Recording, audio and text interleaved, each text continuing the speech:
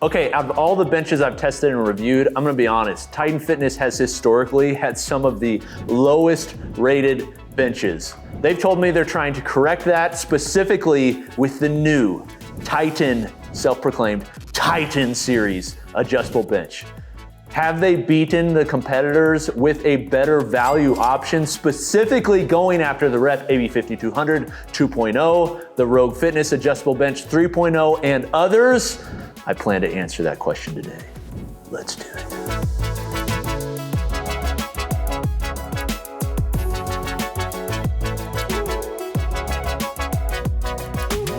Hey guys, it's Coop from Garage Gym Reviews, and today I'm pretty pumped because it is a new release, Titan Series adjustable bench. Titan has had a lot of benches in the past. In fact, when we visited them in beautiful Memphis, Tennessee, they made a point that they were working on their benches and they would be out soon. Well, that was like 2 or 3 years ago that we did that tour. And really, this is one of the first major releases that I've seen from them. Now, from the get, I wanna make this clear, Titan sent this so we could do a review, as you've seen on all our reviews, and especially Titan reviews. This is gonna be an honest review. I'm gonna tell you what I like, what I don't like. Also, if you'd like to purchase it, check out the link below the like button. It will go to support us, but won't increase the amount that you pay because they will pay us affiliate commission. Thank you for doing so. But this bench is one of many releases forthcoming.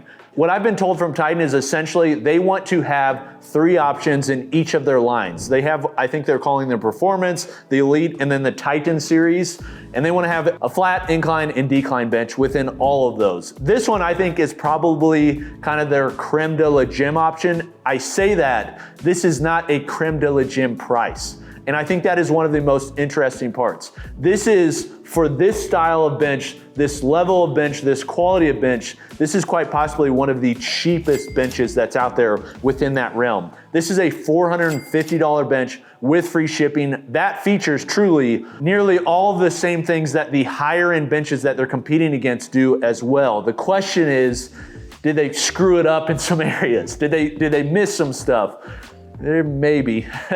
Let's get into it. Okay, first is dimensions. One thing that's unique about this, I feel like they've truly gone back to the drawing board and tried to fix some things. This has a 17-inch height from ground to top of the pad, which is the hallmark standards for flat benches. It's based on the IPF standard. In my opinion, it's what all benches should be, 17 inches. When I'm looking at comparables, and I'll talk about a lot of these comparables, the 2 comparables I think most directly compete with this are the AB5200 2.0 from Rep, and also the adjustable bench 3.0 from Rogue. One I've got over here, one I've got over there. So I've compared directly, but those are both 17.5 inches from floor to top of pad. So a little bit taller. 17 inches, in my opinion, is ideal. One of the other things that's unique about this is the length of the bench, and this kind of plays into some of their design decisions. It is a longer bench. Specifically, it's designed so you can do a flat bench on the back pad. One of the first benches that really got popularized in the home gym community was the AB5200 1.0 version that was designed the same way. Basically, they extend the back pad so that you don't have to worry about the pad gap.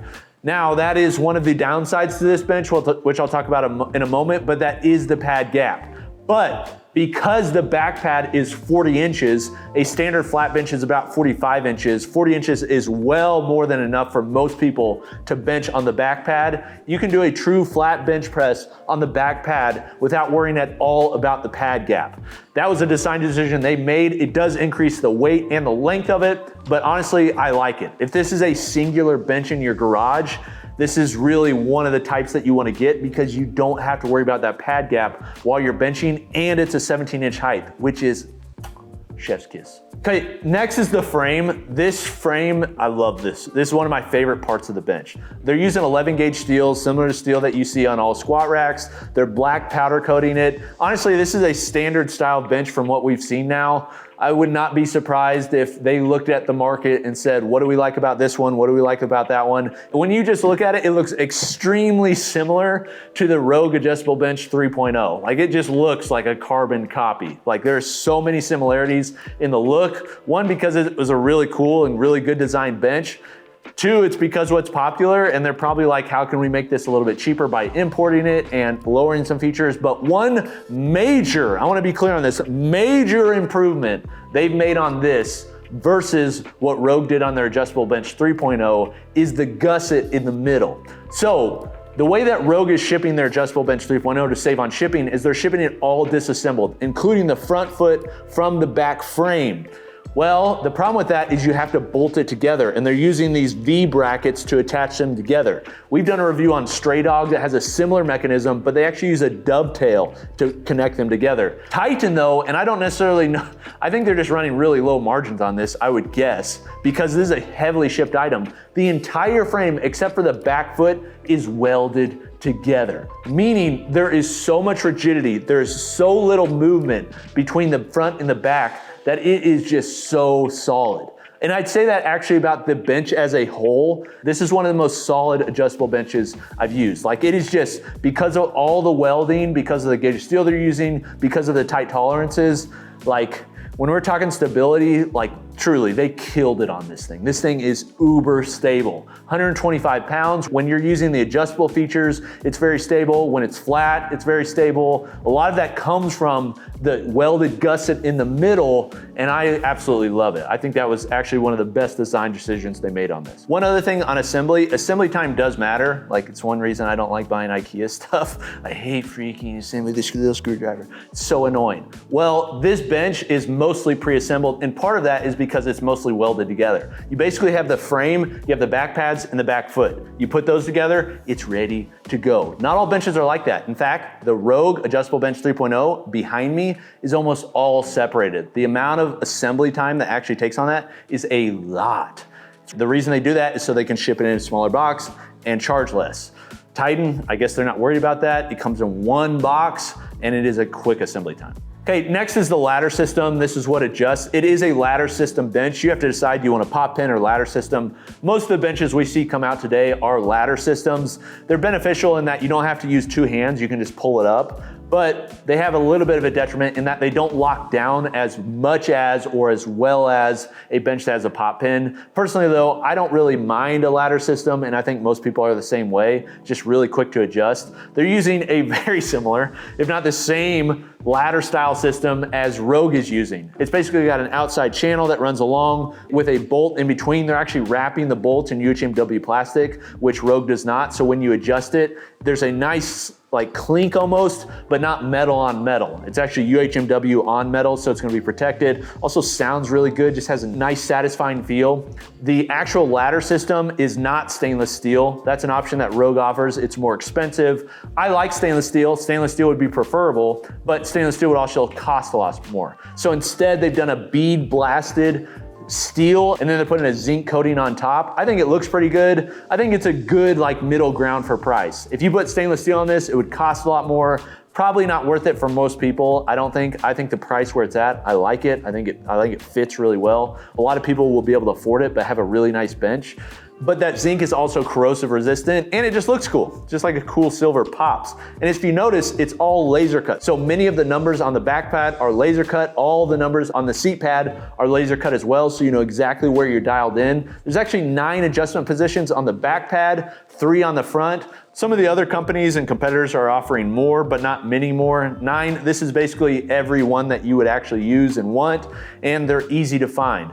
One thing you'll notice is that the way you adjust it, you can adjust it just by pulling the back pad, but also they're using their new Shield anodized handle things, the little pins on the side that are red anodized, and I think look awesome. I love when companies basically take things that they're using on other pieces of equipment and bring them into the new piece of equipment. It provides like a symmetry, it provides a cohesive design language, something that Titan truly has never had, but I think are now getting more and more to. We see that same Shield logo, that same pull pin in different sizes on different equipment like the Squat Max MD or the Nemesis. I love it. I think it looks really good. And if you buy other Titan equipment, it's gonna kind of match. Then to the pad. The pad really matters. I think a lot of companies look over the pad. Like a perfect example of this is my favorite bench that I use all the time, the Ironmaster. Bench pad sucks.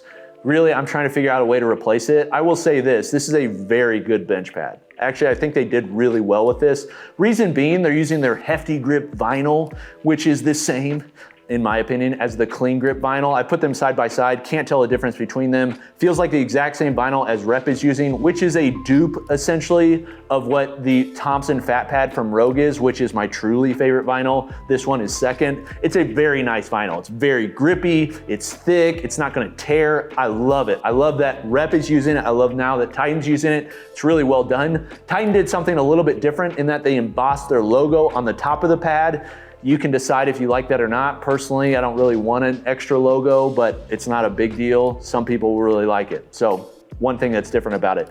Also though, something minor, they actually, instead of just leaving the plywood back, they actually canvas it as well. So when you lift up the pad, you don't see just like wood, you see nice cohesive black coloring. It's just really nice. The padding, I will say the specific foam is a little bit more comfortable, a little less dense than what Rep is using, but generally feels very good regardless of whether you're using dumbbells for a little pump work, or if you're doing really heavy bench, it's gonna be secure. The bench width is 12 inches, which is the same as all the other companies. Then to some of the details I've talked about, the laser cut, the black powder coat that matches their other black powder coat, also the knurled handle on the front for easy movement, the single post in the front, which allows you to tuck your feet under, but because the back feet are wide enough, they're secure. The oversized wheels in the back allow for easy movement. The stand-up feature with the UHMW on the back so it rests on the ground straight up. I'm gonna be honest, Titan killed it, except for one part.